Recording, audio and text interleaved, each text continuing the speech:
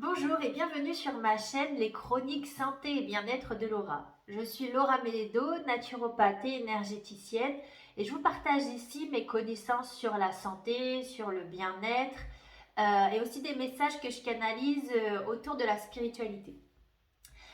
Dans cette vidéo, je voulais vous présenter les 7 piliers de la santé qui, selon moi, sont les bases pour maintenir une santé physique et mentale sur le long terme.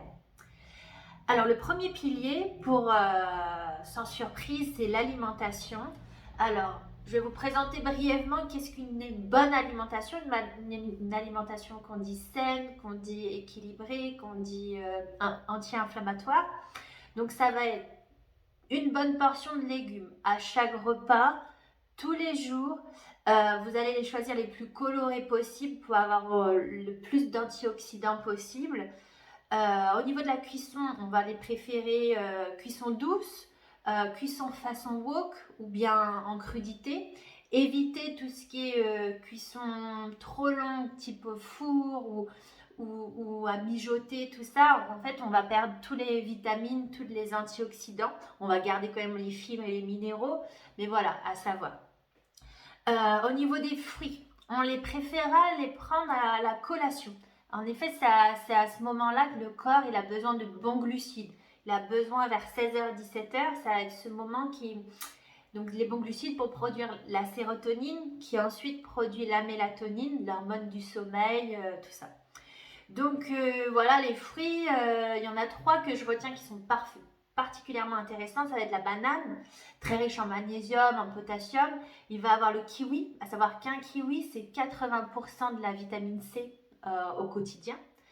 Et tout ce qui est fruits rouges, très riche en antioxydants. Sinon, on préférera tout ce qui est céréales complètes, tout ce qui est pâtes, pain complet, riz complet, tout ça. Si vous les prenez complets, il va falloir les prendre bio parce que sinon tous les pesticides se trouvent au niveau de l'enveloppe de la céréale. Donc si vous les prenez pas bio, prenez pas complet. On préférera, pourquoi complet? Parce qu'en fait on va avoir déjà des fibres et on va avoir aussi beaucoup de minéraux. À savoir que tout ce qui est blanc n'est pas du tout nutritif en fait. Les pâtes blanches, le pain blanc, ça va être que du sucre. Donc ouais, ça va apporter de l'énergie, mais très rapide, ce qu'on appelle les sucres rapides. Donc ça va faire monter l'insuline, ça va créer de l'inflammation. En fait, il y a rien de bon pour la santé de manger des choses, des céréales raffinées. Au niveau, sinon, les oméga 3. On est pratiquement tous carencés en oméga 3 dans la civilisation occidentale. Essayez, si vous aimez tout ce qui est petits poissons gras, maquereaux, sardines, anchois, harengs, au moins 3 fois par semaine. D'en manger 3 fois par semaine, ou bien on peut aussi tout ce qui est saumon et thon, mais alors on préférera ça dans les 3 portions une fois, pas 3 fois, parce qu'ils sont très riches en métaux lourds et du coup on limite ces gros poissons là qui sont quand même riches en oméga 3. Sinon, dans vos plats, une fois cuits, dans vos crudités, n'hésitez pas à rajouter tout ce qui est huile végétale, de lin, de colza, de noix. Ça, c'est des huiles très riches en oméga 3 également. Et à savoir sur ces huiles, vous les prendrez bio, vous les prendrez première pression à froid et vous les conserverez au frigo parce que c'est des huiles qui sont pas très stables et donc pour éviter qu'elles s'oxydent, on les conserve au frigo. Sinon, une autre clé aussi au niveau de l'alimentation, surtout si vous manquez d'énergie, vous manquez de motivation, vous manquez de concentration, essayez le petit déjeuner protéiné. Le petit déjeuner protéiné va apporter en fait, c'est à ce moment-là que le corps il a besoin de protéines pour produire tout ce qui est dopamine, tout ce qui est énergie en fait et tout ce qui est nourriture du cerveau, tout ça, c'est le matin qu'il est bien de manger des protéines. Essayez et vous verrez. Sinon aussi, à chaque fois dans vos plats, n'hésitez pas à rajouter une poignée de graines, des épices, des herbes. Vous pouvez aussi, ce qui est intéressant, de remplacer du sel par des algues séchées. Ça va faire votre apport d'iode qui est intéressant. L'idée, c'est vraiment de rajouter au maximum le plus de nutriments possible. Parce qu'à savoir que tout ce qui est, légumes, fruits, tout ça actuellement sont de plus en plus pauvres en vitamines, en minéraux, tout ça, car la terre est appauvrie. Donc, il ne faut pas hésiter à en rajouter en plus dans votre assiette. Je tiens à dire aussi que cette alimentation-là est vraiment conseillée pour les personnes qui n'ont pas de troubles digestifs. Parce que, à savoir que des gens qui vont ballonner beaucoup, tout ce qui est fibres, le temps que ça se rééquilibre n'est pas trop conseillé. Mais ça, je pense que je ferai une autre vidéo aussi sur ce sujet-là. Mais voilà, je préférais le dire. Le deuxième pilier, ça va être l'hydratation. L'eau, c'est la vie. On est composé à 70% d'eau. Donc, vraiment, veillez à boire au moins 1,5 litre d'eau par jour. Si vous n'aimez pas le goût de l'eau, il est possible de l'aromatiser, de mettre de la menthe, du concombre, des agrumes. Ou bien, il est possible aussi de boire des infusions. Ça fonctionne aussi. Aussi, si la qualité de l'eau est importante, si vous buvez de l'eau du robinet, filtrez-la. C'est-à-dire que soit vous allez mettre dans votre carafe un bâton de charbon actif, soit vous allez acheter des grandes carafes type Berquet qui vont vraiment bien filtrer l'eau, ou bien aussi il y a des systèmes, vous verrez chez Hydropur, à mettre sur votre robinet et ça filtre l'eau. Donc ça, c'est important. L'eau va vraiment baigner vos cellules. Donc, à savoir que dans l'eau du robinet, certes, elle est potable, mais ça contient encore du chlore, ça va contenir encore un peu de pesticides, un peu de résidus de médicaments, enfin, tout ce qui est perturbateur endocrinien, tout ça. Donc, c'est important de la filtrer.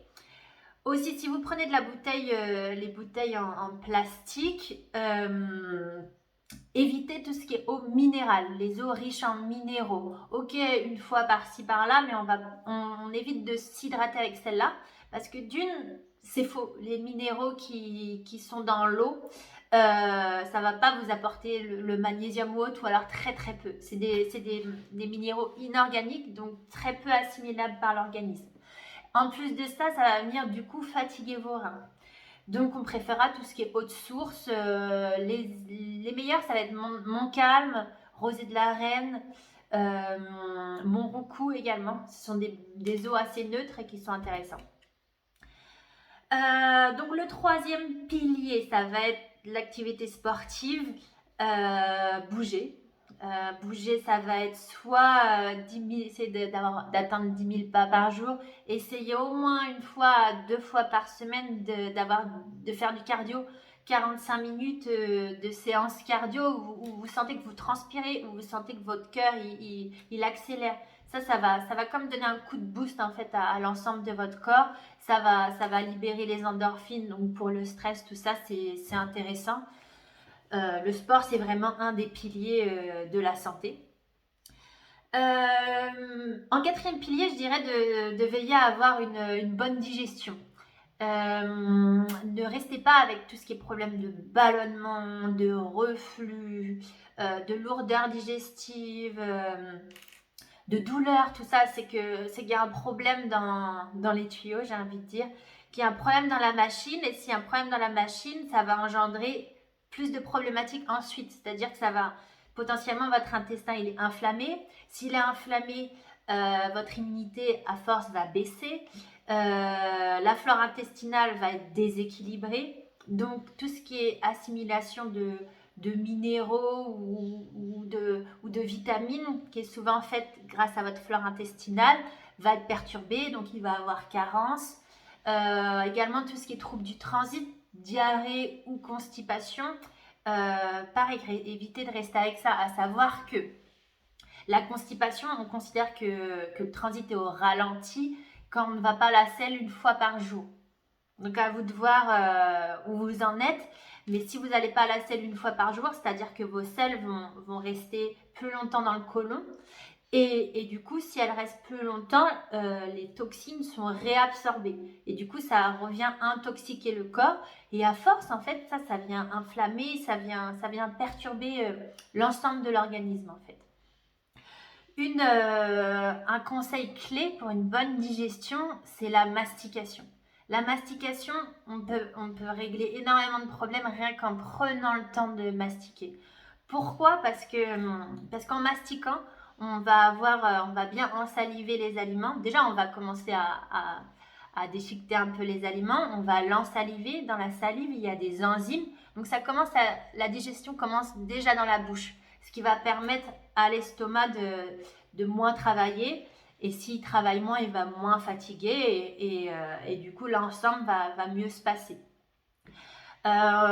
Faites l'effort en fait, c'est au moins 15 à 20 fois à chaque bouchée. Mastiquez 15 à 20 fois à chaque bouchée. Faites l'effort au début de poser vos couverts. Ça va vous permettre aussi de manger plus en conscience. Si vous êtes dans un objectif de perte de poids, ben, ça va vous permettre de vraiment faire le lien entre le cerveau et l'estomac. L'estomac va avoir le temps de dire ok, c'est bon, j'ai plus faim, et du coup ça va permettre de réduire les portions également. En cinquième pilier, ce sera un sommeil de qualité et en quantité suffisante. Si vous vous réveillez fatigué le matin, comme si vous n'aviez pas dormi, si vous avez des réveils nocturnes, si vous avez des problèmes d'endormissement, tout ça c'est pas normal en fait. C'est qu'il y a quelque chose qui bug. Et ça, éviter de rester avec ce type de problématique, parce que c'est pendant que le corps dort, à un sommeil vraiment de qualité, un sommeil profond, que le corps va pouvoir se régénérer, se détoxifier, vraiment recharger les batteries en fait. Donc voilà, il y a je ferai sans doute une vidéo à ce sujet-là aussi, mais pareil, soit intéressez-vous à ce sujet-là ou faites-vous aider, mais le sommeil est un des piliers pour une bonne santé sur le long terme. Et une santé mentale également. Vous voyez bien que quand vous avez mal dormi, vous êtes plus irritable, vous gérez moins le stress, tout ça. Le sixième pilier, ça va être une bonne gestion du stress et des émotions. À savoir que on n'a jamais appris, nous a jamais appris vraiment à bien accueillir, à écouter nos émotions. Du coup, on a tendance à les enfouir. Et en fait, quand il y a maladie, quand il y a douleur, quand il y a problématique physique, en naturopathie, on dit que c'est le mal qui a dit. C'est tout ce qui ne s'exprime pas s'imprime. Vraiment, le corps, il parle. Le corps, c'est le relais des émotions. Du coup, faites l'effort aussi, soit la méditation est merveilleuse pour ça, pour apprendre à gérer votre stress, à accueillir les émotions. Quand vous sentez colère ou peur ou tristesse, faites une pause et vraiment venir accueillir la part de vous qui est en colère, qui est triste, et laissez-lui de la place en fait. Laissez-vous pleurer. Si c'est de la colère, prenez un coussin et criez dedans ou tapez dedans. Enfin, vraiment extérioriser ces émotions pour pas qu'elles s'impriment. Si vous êtes en surcharge de tout, en fait, comme si vous étiez sous l'eau, essayez de prendre des temps de pause. Ça peut être juste 1 heure, 5 minutes. Idéalement, une journée, un week-end où vous allez comme vous retirer avec vous-même, faire le point, comme une introspection, et posez-vous les questions. Quelles sont mes différentes sources de stress dans ma vie en fait? Est-ce que je peux agir dessus, sur telle source de stress? Oui, non. Si c'est non, ok, je peux pas changer ce truc-là dans ma vie qui me cause du stress. C'est déjà, ouais, ok, je ne peux pas le changer. Mais du coup, comment je vais pouvoir vivre avec? Comment je vais pouvoir accepter cette chose-là? Comment je vais pouvoir mieux le vivre en fait? Donc je trouve que c'est important de faire régulièrement le point sur votre vie quand vous êtes notamment stressé et envahi par vos émotions. Sinon, il y a des thérapeutes pour ça, il y a beaucoup de soins, de techniques, de thérapie maintenant pour vous aider en fait. Donc, n'hésitez pas à demander de l'aide, à vous faire accompagner, à vous faire soutenir, parfois sur un temps, parfois un peu plus long, mais, mais ça fait toujours du bien en fait. Et pareil, toujours dans l'optique d'une bonne santé physique et mentale. Bah, le stress et le stress surtout est un dérégulateur. Il dérègle l'ensemble du système, de l'organisme. Et ça, pareil, je ferai une vidéo à ce sujet-là. Mais, euh, mais faites attention à ce sujet-là également. Et le septième pilier, je dirais que c'est un environnement et des relations saines.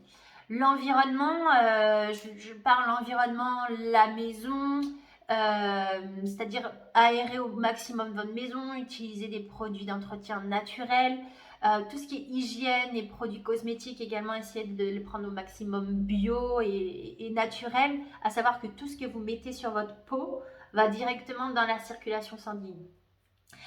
À savoir aussi que tout ce qui se retrouve